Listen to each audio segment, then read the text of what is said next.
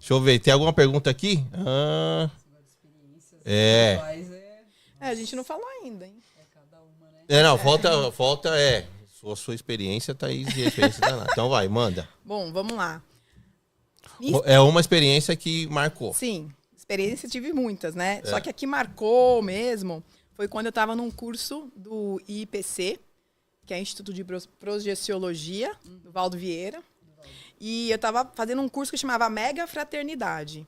E nesse curso tem um momento que todo mundo deita em colchões, o ar-condicionado fica bem forte, a gente leva cobertor, travesseiro, né? E eles falaram, chegamos 8 horas da manhã, eles falaram, pode dormir. Eu falei, como assim? Pode dormir? Tá bom, né? Todo mundo com colchonete e tal. Tá bom, pode dormir. E aí eu falei, gente, eu vejo tanta coisa desde criança, mas eu sou São Tomé. Eu tenho esse, né? Eu quero ter certeza daquilo para não falar coisa errada e para, né? E aí eu falei, tá bom, vamos lá. De repente, eu olhava assim, a sala, tinha umas 35, 40 pessoas na sala de um hotel dormindo, roncando, um monte de gente, né? Daí você não conseguia dormir direito, mas o pessoal, né, levou a sério. E eu falei, mas o que eu tô fazendo aqui, gente, né? E aí, eu ficava assim, e aí, galera, né? Vocês não vão me mostrar nada, né? Ficava. E aí, o que tá acontecendo? Aí, de repente, eu comecei a sentir como se alguém tivesse me forçando aqui na garganta, né? Bem essa região. E me forçava, e o coordenador falava assim, se alguém passar mal, só levanta a mão. E eu tentava levantar a mão, eu não conseguia. Eu falei, gente, eu tô morrendo. Eu tô morrendo. E a hora que eu fui levantar a mão, eles me arrancaram do corpo. Eu tive uma projeção patrocinada, vamos dizer assim. Né? Forçada. Porque eu ficava, e aí, gente? O que eu vou ver, né? E a hora que eu vi, esse papo meio de ayahuasca, mas não era ayahuasca lá, tá? A hora que eu vi, eu olhei pra baixo, eu tava saindo da terra, sabe?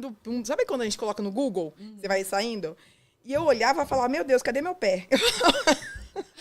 Cadê meu pé? Cadê meu pé? Eu olhava pra baixo e eu olhava pro lado, eu não via pessoas, eu via luzes coloridas. Porque o curso chamava Mega Fraternidade. Eram de todos os planetas. Então, vieram vários... Cada grupo de luz representava um planeta diferente. E aí, eu de mão dada com eles, e eu não fiquei com medo de jeito nenhum.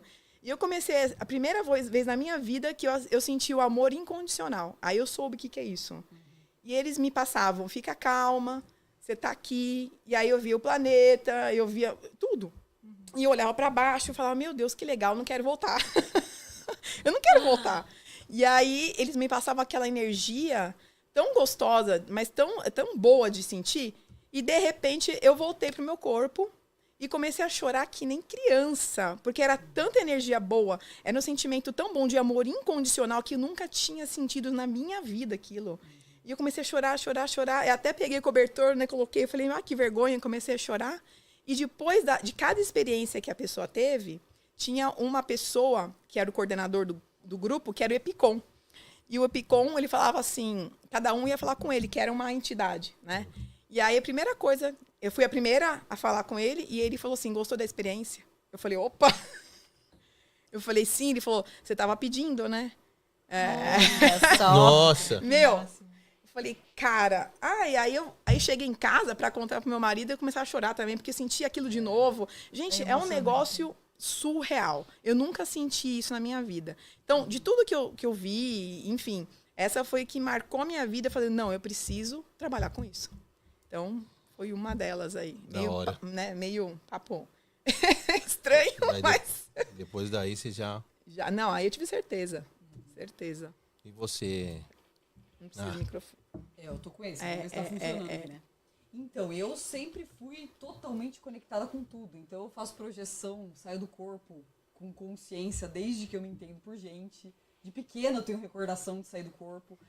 Faço projeção astral, projeção de consciência. Então, a mediunidade sempre foi muito presente na minha vida. E era muito boa. Sempre foi aquela coisa do eu sou, gente, tá tudo bem. Só daí teve uma fase que eu estudei numa escolinha que lá foi o antro do lugar que tentaram me desviar, entendeu? Gente, o pessoal da escolinha. Tinha 4 anos eu tinha. As donas da escola espancavam, Eu apanhava todo Nossa! dia. Credo. Eu apanhava todos os dias. Eu era trancada. Eu era trancada. Você foi pra Umbral. O quê? Fui pra Umbral na Infantil. terra. Umbral infantil. Umbral infantil. Eu apanhava, me deixava E o Umbral infantil é boa. Foi o Umbral. Me deixava em um quarto escuro. Elas falavam uma frase, você vai pagar pelo que você é. Que é isso, gente? Eu tinha 4 anos, eu lembro da cara das pessoas, com detalhe do cheiro do ambiente. Então, assim, e aí eu lembro que eu apanhei e sofri um ano inteiro. E aí, com essa idade, eu comecei a sofrer muito. Aí eu lembro que eu tive uma primeira experiência com a minha equipe espiritual. Um mentor meu veio, se apresentou. Ele falou, Natália, eu sei que não é justo, mas é necessário. Eu tinha 4 anos. Eu falei, e aí, o que vocês esperam de mim, né? Tipo, cara, eu tenho 4 anos, né?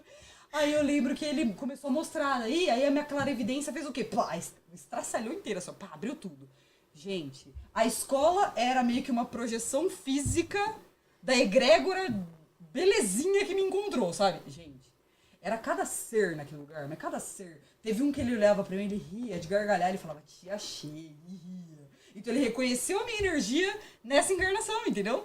Ele, faz que eu tô te procurando. obsessor. Ele falava.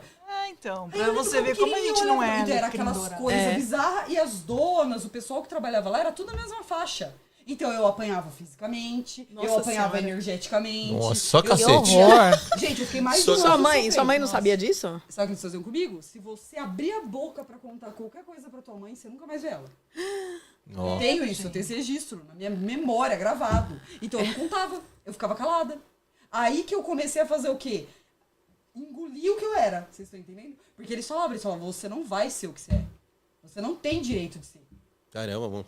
Pesado, hein? Só que eu também, fia, casca grossa. Exato. Comigo Gente. não tem muito boi, não. E eu lembro que eu pequenininha com aquela cara. Daí teve um dia que eu tava virada, eu falei, o que eu faço? Eu falei, meu mentor, falei, chega.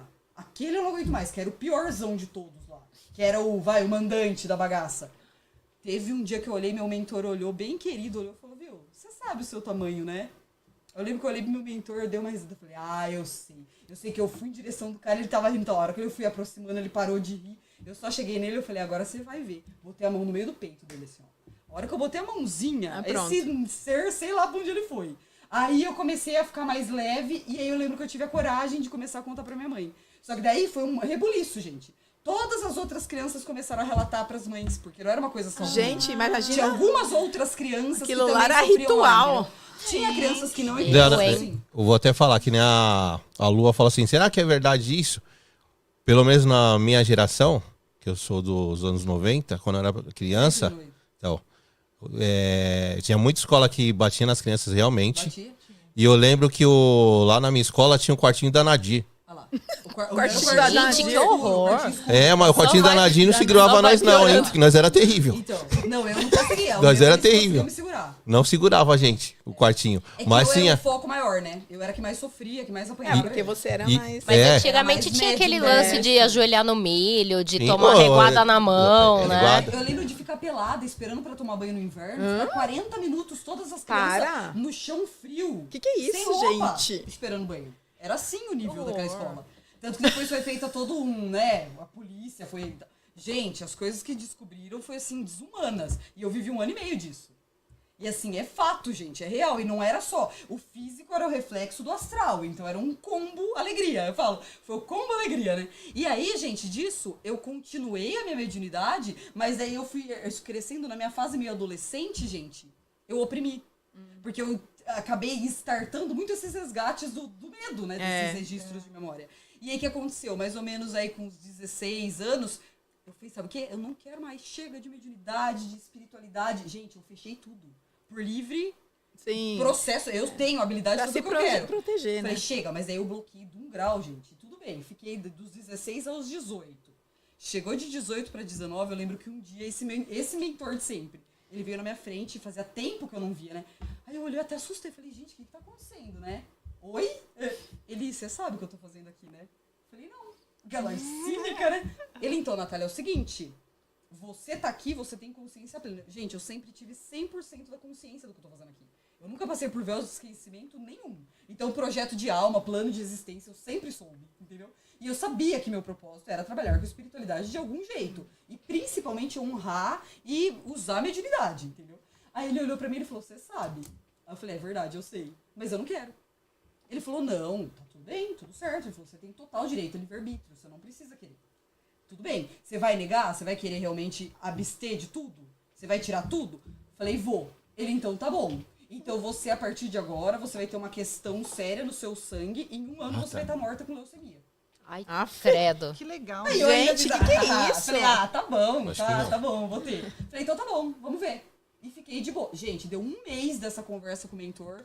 Eu comecei a ter uns problemas de saúde. Fui fazer exame. Adivinha?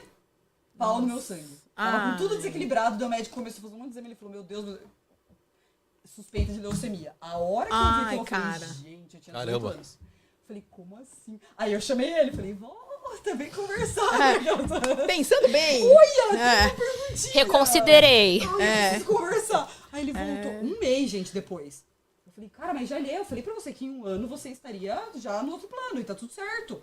Não significa que você não tem direito de escolha. Mas o que você veio fazer aqui inclui o fato de você assumir o seu processo. Se você não assumir, você tem que voltar. É simples assim. Você não fez Ué, lição você de não casa, fez, tchau. né? Porque eu tinha consciência. Esse que é o problema. Eu era consciente do negócio, né? Sou consciente. Aí eu falei, tá bom, então tá bom. Não, verdade. Eu falei, quer saber, você tem razão. Pô, autorresponsabilidade. Eu não tô cumprindo a minha palavra. Eu não tô honrando o meu propósito. Falei, então beleza, bora lá que eu vou fazer isso aí. Ele, então tá bom. Então você vai passar pelo primeiro processo aí pra startar de vez. Falei, tá bom, o quê? Ele vai dormir. Deitei e dormi. Gente, primeira noite, sonhei com meu pai sofrendo acidente de carro. Aí acordei e falei, mas o que é isso? Eu falei, coincidência. Sonhei no outro dia de novo, meu pai sofrendo acidente de carro. Falei, Eita. Eita, nós. Aí chamei ele de novo. Falei, filho, é isso? Isso que eu ia saber? Ele teu pai vai sofrer um acidente de carro. Falei, bacana. Posso falar pra ele? Não. Pra alguém? Não. Posso fazer algo? Não. Ele vai morrer? Não sei. Oxi. Falei, e aí? Ele, tá bom, é isso que você tem que saber. Sonhei 7 dias seguidos, com meu pai batendo carro, morrendo, batendo carro, não morrendo. E eu lá, caceta, né? E eu tava longe da minha cidade na época.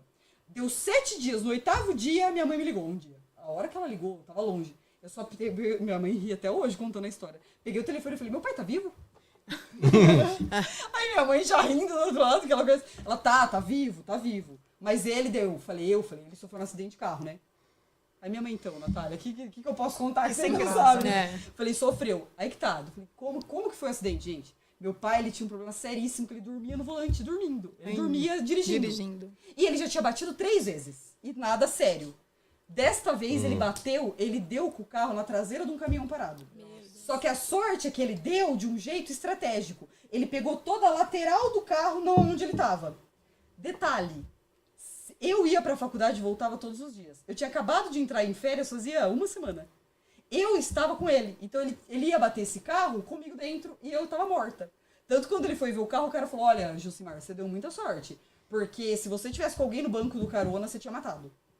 Aí que tá. Aí deu aquele negócio, eu catei minha equipe e eu falei, nossa. Eles, então, a sua primeira lição é, o verdadeiro dom e a verdadeira habilidade do médium é saber o que lhe cabe. Não significa que você acessa a informação, que você tem que fazer algo com isso, independente de quem seja. Porque na época o meu pai era a pessoa que eu tinha mais vínculo afetivo. Era tipo assim, aquela pessoa que eu faria de tudo. Não fiz, não falei, não interferi. Eles falaram, Natália, se você tivesse interferido, ok. Ele não teria batido o carro dessa vez. Mas você sabe que a conta uma hora chega. Então ele ia bater de alguma outra forma. Podia ser pior ou pra você ou pra ele, a situação ia ser outra. Dessa vez ele teve um aviso mais sério. E aí ele fez o quê? Veio pra São Paulo fazer o tratamento do sono. Tratar essa parte do negócio do dormir. E eu, boquinha de siri. Depois disso eu falei, entendi. Aí, gente, eu tava ainda terminando faculdade de arquitetura, aquelas coisas, mas já na espiritualidade, né? Então eu terminei faculdade já começando os cursos espiritualista, né? Gente, depois disso, Não tem nunca volta. mais eu cogitei a ideia de falar, não trabalho, eu não quero mais saber. Você Principalmente entendeu. da mediunidade, entendi. Entendeu. Pegou pra mim, depois pegou pra ele. Foi o combo alegria da minha família, né? Aí depois disso, gente, tudo experiência Aí, fichinha, né? Porque Tudo mudou.